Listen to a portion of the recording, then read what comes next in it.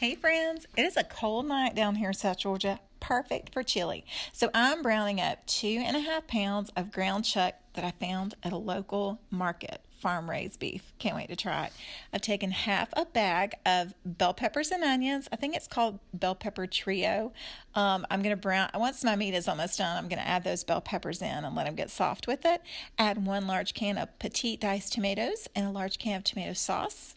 2 cans of pinto beans. We prefer pinto beans and corn, y'all. I had corn in mine. And since we had like a large thing of beef, I'm going to do 2 packs of chili seasoning.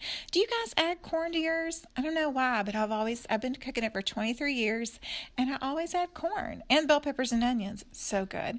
Here it is. I'm going to bowl it up here and serve it with some delicious, delicious sides.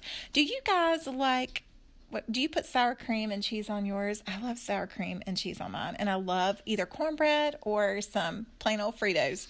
Enjoy, guys.